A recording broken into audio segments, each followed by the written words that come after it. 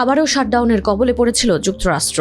এবার homeland security বিভাগের অর্থায়ন নিয়ে দ্বন্দ্বে নির্ধারিত সময়ে বাজেট বিল পাশ না হওয়ায় 31 জানুয়ারি থেকেই আংশিক শাটডাউনে চলে যায় মার্কিন ফেডারেল সরকার। তবে আগেরবারের মতো লম্বা শাটডাউনের মুখে পড়তে হয়নি মার্কিনীদের। 3 জানুয়ারি প্রতিনিধি পরিষদের হাউস অব রিপ্রেজেন্টেটিভসে পাশ হয়েছে বিলটি। $1.2 ট্রিলিয়ন ব্যয় প্যাকেজ অনুমোদন দিয়েছে প্রতিনিধি পরিষদ। রিপাবলিকান নিয়ন্ত্রিত হাউসে 217 জন বিলটির পক্ষে ভোট দিয়েছে, বিপরীতে বিপক্ষে ভোট পড়েছে 214টি।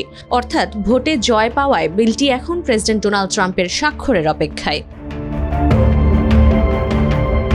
এই বিলের মাধ্যমে প্রায় সব সরকারি সংস্থার ব্যয় 30 সেপ্টেম্বর পর্যন্ত নিশ্চিত হয়েছে। তবে অভিবাসন নীতি ও নিরাপত্তা নিয়ে বিতর্কের জেরে হোমল্যান্ড সিকিউরিটি বিভাগ বা DHS এর জন্য অর্থ বরাদ্দ দেওয়া হয়েছে আগামী 13 ফেব্রুয়ারি পর্যন্ত।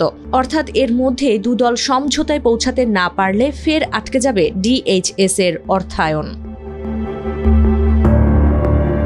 মূলত ঝামেলার শুরু গত মাসে। DHS এর সংস্থা ICE এজেন্টের অভিযানে 2 মার্কিন নাগরিক রেনি গুড ও অ্যালেক্স প্রেটি নিহত হলে এ ঘটনার জেরে DHS এর অর্থায়ন সহ 6টি বিল আটকে দেয় প্রতিনিধি পরিষদ। পরে ঝামেলা এড়াতে DHS বিল আলাদা করে বাকিগুলোকে অনুমোদন দেওয়া হয়। সেই সঙ্গে অভিবাসন আইন ও প্রয়োগ ব্যবস্থায় সংস্কার নিয়ে আলোচনার সুযোগ রাখা হয়, যা নিয়ে এখন আলোচনা করবে দুপক্ষ।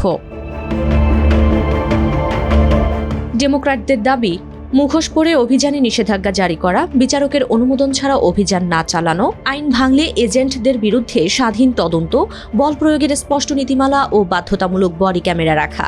এতদিন এই দাবিগুলো মানতে অস্বীকার করলেও সম্প্রতি ছাড় দিতে সমঝোতায় পৌঁছানোর ব্যাপারে আশাবাদ ব্যক্ত করেছেন হাউস স্পিকার মাইক জনসন। তিনি বলেন, এই অর্থায়ন নিয়ে রাজনীতি করার সময় এখন নয়, আগামী 10 দিনে আমরা সৎভাবে আলোচনা করতে চাই।